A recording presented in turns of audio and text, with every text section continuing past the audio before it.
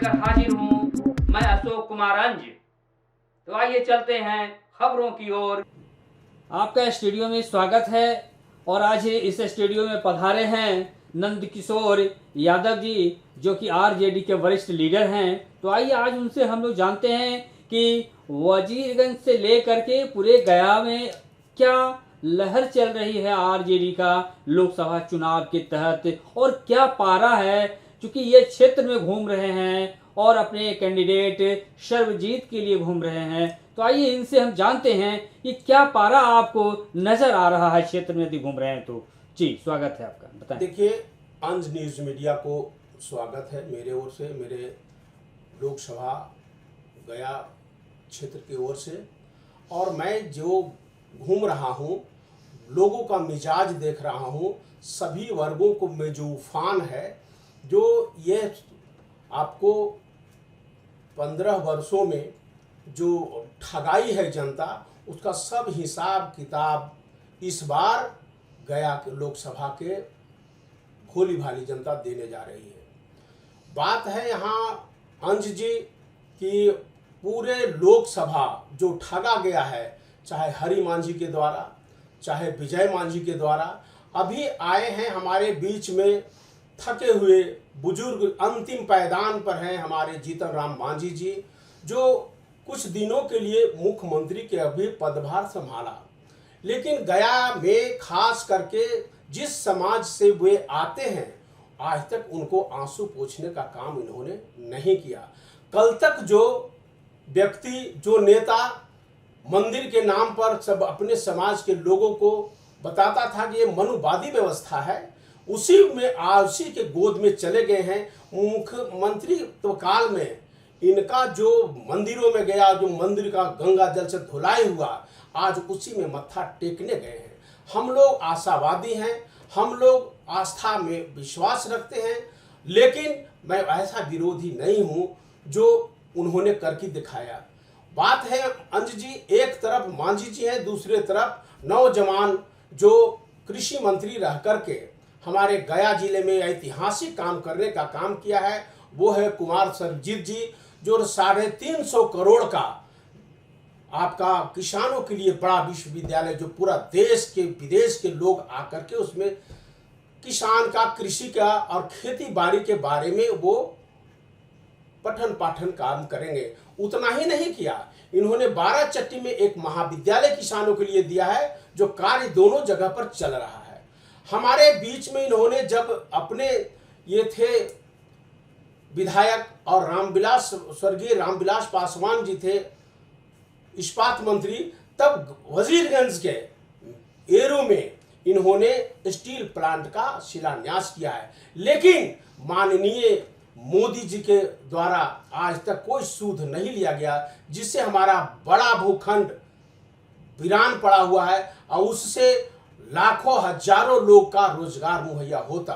इन सब बातों को लेकर के हमारी गया जिला के सभी वर्ग के लोग परमान पर है, उफान पर है। एक लड़का तेजस्वी यादव सब पर भारी पड़ रहे हैं। अब अपनी उन्होंने 17 महीने का हिसाब दे रहे हैं कि आज तक जो 17 साल में नहीं हुआ, वो आपको 4 लाख नौकरियां दे करके, और मरकज और तामिलार, ये जो आंगनवाड़ी है, जो आपका टोला सेवक है, जो आपका आशा वाले दीदी हैं, सभी का मानदेय को दुगना इन्होंने किया है। लेकिन दुगना तो किए हैं, लेकिन हम ये भी जानना चाहेंगे कि अभी जो पलड़ा भारी चल रहा है वो किसका भारी चल रहा है, क्योंकि एक तरफ जो है 84 साल के जवान जीतन राम मांझी हैं और एक तरफ से युवा सर्वजीत हैं। तो आप इस स्थिति में कहाँ पलड़ा भारी देख रहे हैं? देखिए, खुद आप बोल रहे हैं, जब इतने बड़ा 84 साल का जवान है, जो हमारे थके हुए मुख्यमंत्री, पार्लियामेंट में सीट सब सर्वविदित है, लेकिन पार्लियामेंट 4000 जिताना चाहते हैं।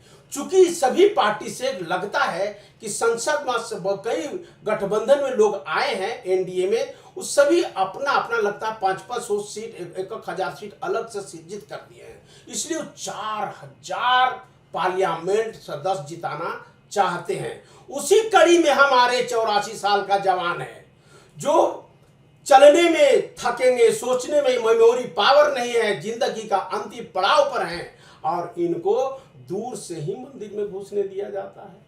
मंदिर में अंदर गर्भगृह में जाने का इनका अधिकार अब भी नहीं है। ये मनुवादी विरोधी थे दिल से और फिर जाएंगे, गलती से अगर जीत गए तो प्रधानमंत्री का दावा ठोकेंगे।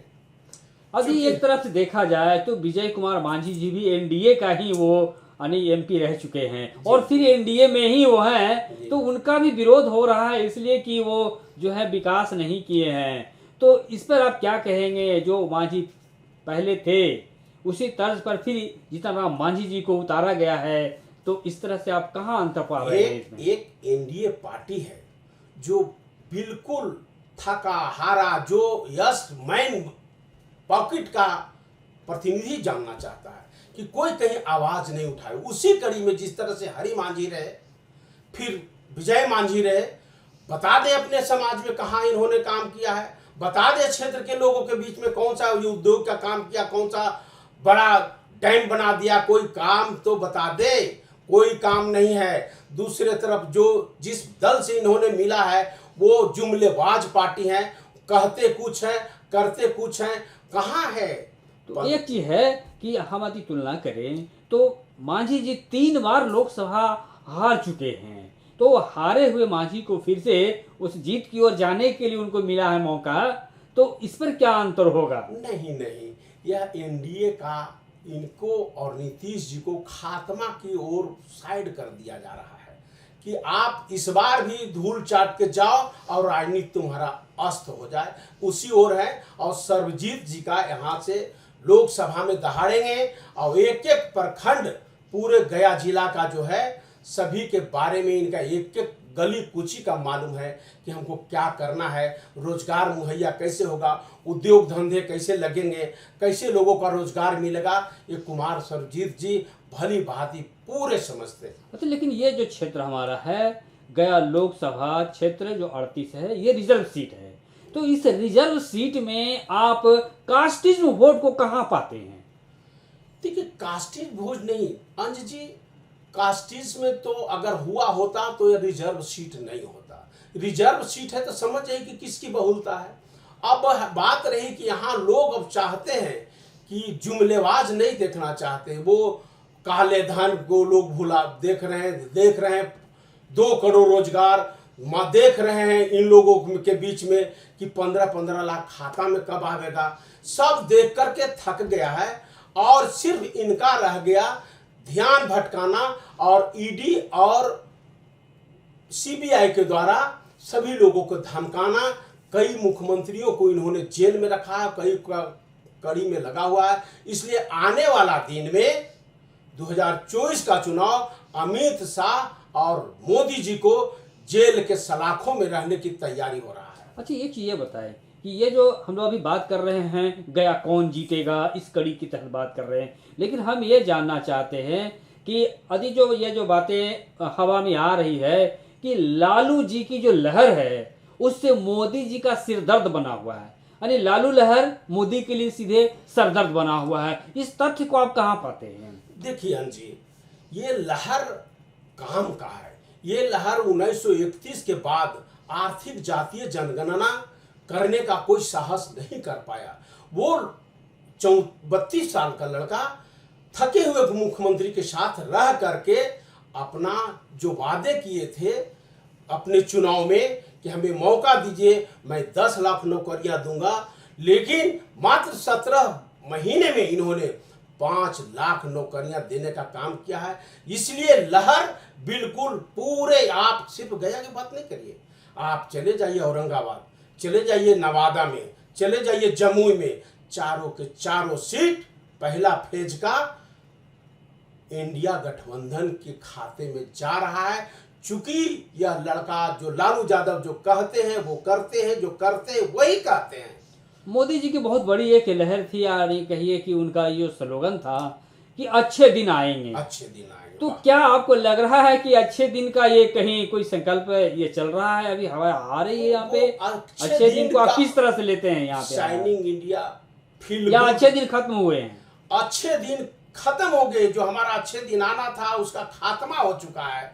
चूंकि एक के किसी वर्ग के हो, किसी जाति के लोग हो, लगता है कि हम एनडीए का घटक दल हैं, उनका मैं साथ दूं। लेकिन आप देखिए ना, औरंगाबाद में देखिए, कल देखिए अमित शाह जी की रैली में देखिए, आप देखिए डंगरा में देखिए, हर जगह। अजी डंगरा की बात आ गई तो बात करूं, डंगरा में भारी विरोध का सामना करना मांझी जी को पड़ा है। इसके लिए क्या कहाँ ये मैसेज देता क्यों नहीं है? सब लोग जान रहे हैं। एक तरफ संविधान जलाओ पार्टी है, एक तरफ संविधान बचाओ पार्टी है। जब संविधान नहीं रहेगा तो देश कैसे बचेगा, देश में हक हकूक कैसे मिलेगा? इसीलिए तो आर्थिक जातीय जनगणना हुआ है, जिसकी जितनी हिस्सेदारी उसकी उतनी भागीदारी के आधार पर सब जग चुके हैं। सभी वर्ग के लोग को, आर्थिक रूप से जो कमजोर हैं, चाहे वो किसी स्वर्ण जाति से हो, अति पिछड़े से हो, पिछड़े से हो,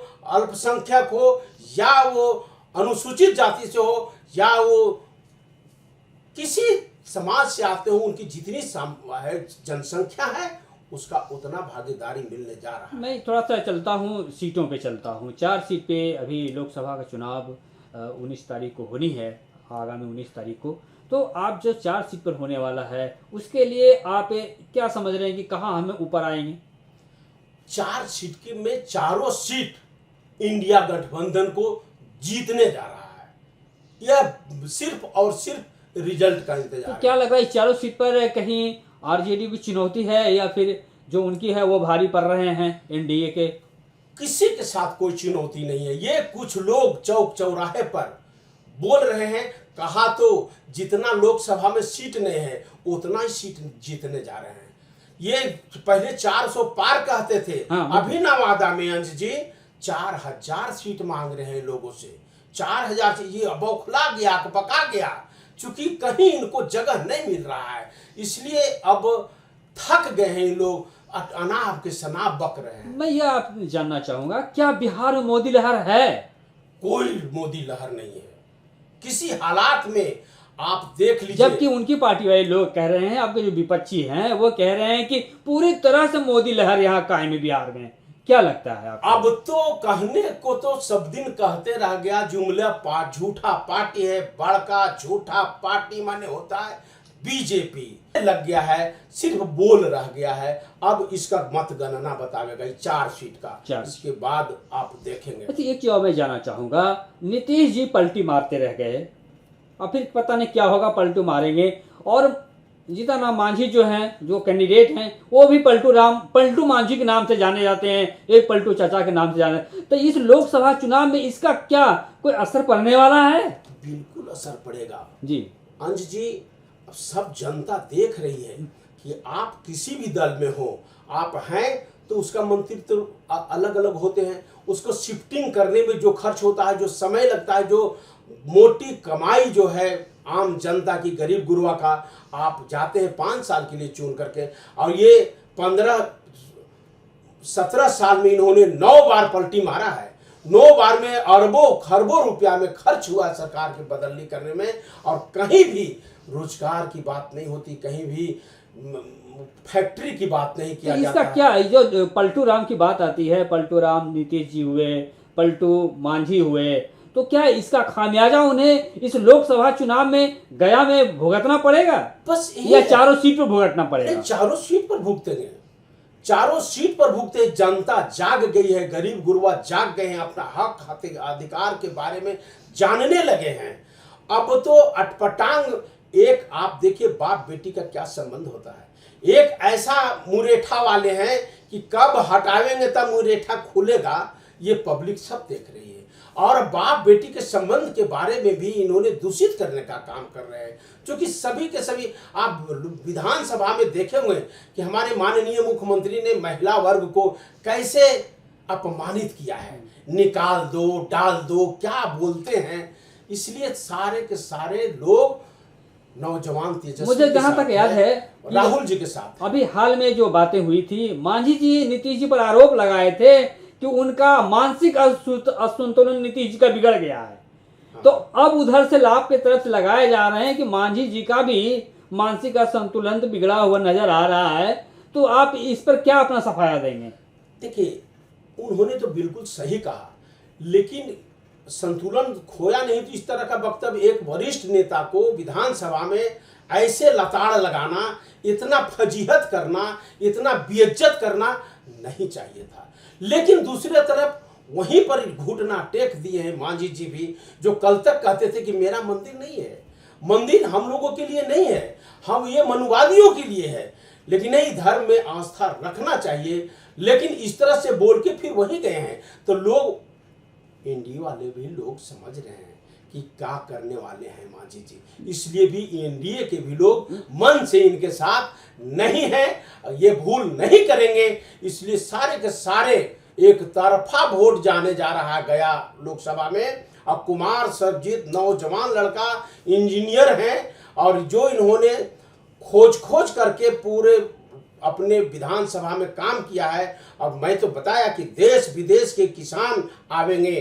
टनकुप्पा प्रखंड में इतना बड़ा काम किया इन्होंने, विश्वविद्यालय खोलने का काम किया है। आप लोग एक तरफ से और भी तो मुद्दे उठा रहे थे कि देखिए, जब नीतीश जी का उल्टा सीधा बातें जब हुई, अंश जी, ये इस तरह का माहौल नहीं है, राजनीतिक एकदम गिर गया है। अटल जी के समय में जो राजनीति था, जो सहनशीलता था, जो ग्रेविटी था, वो आज नहीं है। आप मांझी जी पर केस क्या, बेचारे क्या करेंगे? ये तो सिर्फ अपने बेटा और समधीन के लिए, समाज के लिए नहीं, गरीब गुरबा के लिए नहीं, ये तो अपने बचाने चल रहे हैं कि हम कैसे लोकसभा में जाए, हमारा बेटा को कैसे मंत्री बनाया जाए, कैसे हमारी समधीन जीत जाए, क्या होगा। आप देखिए केजरीवाल जी को, देखिए झारखंड में मुख्यमंत्री जो अच्छे काम कर रहे हैं, शिक्षा मंत्री जो सिसोदिया अच्छे काम कर रहे हैं, उन पर ईडी और सीबीआई लग करके केस किया जा रहा है। इसलिए सभी जनता समझ रही है बात को कि आखिर इनकी मंशा क्या है। तो अभी आप सुन रहे हैं हथौड़ा मार ग्लोबल लाइव शो के तहत कौन जीतेगा गया, और कौन जीतेगा गया में आज बेबाक बातचीत हो रही है। जो एक युवा लीडर हैं नंद किशोर यादव जी, उनसे तो हम इसी कड़ी में थोड़ा बढ़ते हैं और लेते हैं इस बात को कि जो मांझी जी कह रहे थे कि आपकी पार्टी जो है आरजेडी पार्टी परिवारवादी पार्टी है, तो क्या ऐसा लगता है कि अब मांझी जी के उलट की तरफ बोलेंगे आप? नहीं, देखिए, परिवारवाद तो पूरा इंदिरा गांधी पर लगाया गया, जो कि कभी भी देख लीजिए कि जवाहरलाल नेहरू के बाद फिर बीच में कौन प्रधानमंत्री बने, इंदिरा गांधी बनी तो फिर कौन बना, सोनिया गांधी जीतते हुए अध्यक्ष रहते हुए इन्होंने मनमोहन सिंह को बनाया।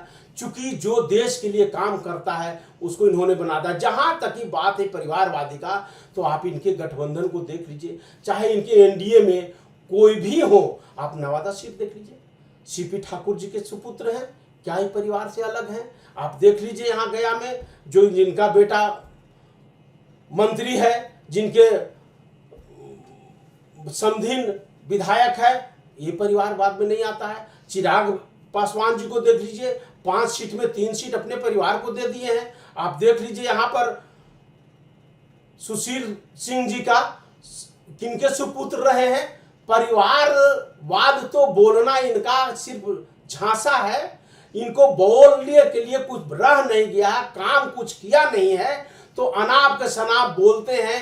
परिवार में जो सक्षम है, जो कुछ कर सकता है, मेरा डॉक्टर के बेटा डॉक्टर होता है तो कहिए परिवार हो गया, वकील के बेटा वकील हो जाता तो कहिए परिवारवादी वकील है। अब बताइए इंजीनियर के बेटा इंजीनियर हो गया तो कहिए कि इंजीनियर नहीं होना चाहिए। जिसमें क्षमता है, जिसमें काम करने का जिस क्षेत्र में क्षमता है, वो उनको टिकट मिलता है, वो देश में सेवा करते हैं आम जनता को। तो ये तो बिल्कुल खारिज हो गया है, ये सिर्फ झूठ बोलते हैं। अगर इनके पास परिवारवादी नहीं होता तो थोड़ा देर के लिए चल सकता था, लेकिन इनके तो कुछ है नहीं। जो पत्नी का नहीं है, जिनका पत्नी बिलख कर इधर उधर रही, जो दूसरे को परिवार बनाए चलते हैं, जो इनका क्या दर्द है। कोई जिसका परिवार 6 भाई हैं इनके, सब भाई से हिसाब लीजिए कि कोई पर्व त्योहार में भी अपने परिवार को समझा। जो एक माता जी थी, हम लोग सनातनी हैं, माता जी मरी तो इन्होंने कंधा लगाया और कहीं प्रोग्राम में चल गए, यहाँ तक कि माथा तक नहीं मुड़ाया। इन्होंने क्या करते हैं जी, जिस सनातनी धर्म को हमारे राम लला जी का मंदिर बना, आधा अधूरा बना है, 2025 में मंदिर का पूरा बनेगा, तब प्राण प्रतिष्ठा होना चाहिए था। इन्होंने, हम एक सत्यनारायण भगवान के पूजा करते हैं, गिरिवास करते हैं, तो हम लोग पत्नी के साथ गठिया जोड़ के गिरहारी करते हैं, जला था। लेकिन हमारे भगवान राम लला जी के मंदिर को भी इन्होंने शायद दूषित करने का काम किया है। और सर इन्होंने बिना गेठी जोड़ले, बिना गिरहारी के इन्होंने प्राण प्रतिष्ठा में गर्भगृह में थे, 5 में एक या भी थे, जोगी थे, बेन पटेल थी और एक हमारे मोहन भागवत थे। सारे जनता देख रही है कि धर्म को भी कैसे बांट रहे हैं, ये मुसलमान और हिंदू करके हमारे देश में बिखराव करते हैं। एक तरफ राहुल गांधी प्रेम का बात करते हैं, जोड़ने की बात करते हैं, आई तोड़ने की बात करते हैं, संविधान जलाने के काम कर रहे हैं, संविधान को खत्म करने का बात कर रहे हैं, आरक्षण को खत्म करने के बाद सदन में इन्होंने बोला है। अभी आप देख रहे हैं हथौड़ा मार ग्लोबल लाइव शो के तहत कौन जीतेगा गया, और चर्चा में शामिल हैं आरजेडी के युवा लीडर नंद किशोर प्रसाद यादव। और राम के नाम पर अब वोट की राजनीति चल रही है। बस यही पर हम बताना चाहते हैं, आम पब्लिक जान चुकी है कि क्या जरूरत आन पड़ी कि जो 2025 में इसका संपूर्ण कार्य होगा, मंदिर का निर्माण कार्य होगा 25 तक, वो बीच में आप देखिए आने वाला था रामनवमी, जल्दी से काम करा के रामनवमी करवाते। हमारे मठाधीश्वर सब जो हैं सब रूठे हुए हैं, सारे के सारे। ये राजनीति में धर्म की आवश्यकता क्या है? राजनीति अलग है, धर्म अलग है। हम लोग, लेकिन धर्म को वोट से जोड़ा जा रहा है। अब बस वोट की राजनीति चल रही है, वोट के राम के नाम पर वोट मांगे जा रहे हैं। आनन फनन में बस वही तो कह रहे हैं कि क्या जरूरत था। धर्म अलग है, राजनीति अलग है। हम लोग सनातनी हैं, हम लोग भगवान राम के पोषक है। देखिए छोटे छोटे बाल है, गांव घर में कोई, हम लोग जाते हैं श्मशान घाट तो बाल छिलवाते हैं हम लोग, और कहते हैं हम हिंदू हैं। तो हिंदू का क्या परिभाषा है, हम जानना चाहते। बस सिर्फ और सिर्फ वोट को ध्रुवीकरण करने के लिए धर्म को बर्बाद किया जा रहा है, धर्म को बदनाम किया जा रहा है। आप क्या संदेश देना चाहेंगे इस लाइव शो के तहत? मैं कहना चाहूंगा आपके लाइव शो के माध्यम से कि देश के सभी गरीब गुरबा, सभी वर्ग के लोग जाग जाएं।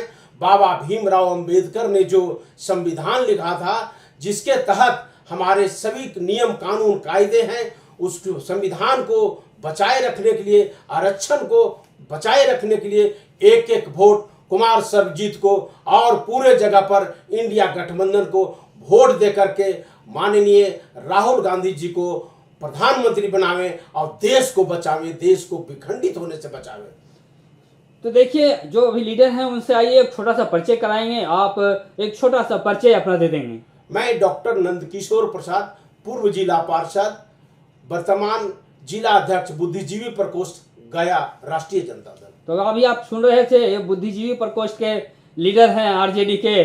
तो हम समापन की ओर चलते हैं और एक एक छोटा सा चीज जान लेंगे कि गया में आप पलड़ा किसकी भारी देख रहे हैं? एकदम 100 में 100, 100 में 100 कुमार सर्वजीत के पक्ष में मतदाता हैं। सभी वर्ग, सभी जाति के लोग सब जान चुके हैं और ओजपूर्ण जो बात करते हैं नौजवान साथी कुमार सर्वजीत, जो इंजीनियर रहे हैं, सभी के सभी इनके खाते में जा रहा है। यहाँ तक कि मैं, हमारे मांझी समाज भी, अभी मैं मीटिंग करके आ रहा हूँ, आधा से अधिक वोट मांझी समाज के जो इंटेलेक्चुअल पर्सन है, सारे के सारे वोट कुमार सर्वजीत को ईवीएम के 1 नंबर में लालटेन छाप पर बटन दबाकर भारी मतों से विजय बनाकर हम लोग लोकसभा भेजेंगे और पूरे गया लोकसभा का विकास समुचित और सर्वांगीण विकास होगा। और मैं इस आपके चैनल के माध्यम से पूरे गया लोकसभा के सभी मतदाता भाइयों से, बहनों से, बुजुर्गों से आग्रह करेंगे कि आप सोच समझकर आने वाला 19 तारीख को आप बेहतर ढंग से सभी काम छोड़कर के अपना मतदान का प्रयोग करें और देश के संविधान को बचाएं और लोकतंत्र को बचाएं।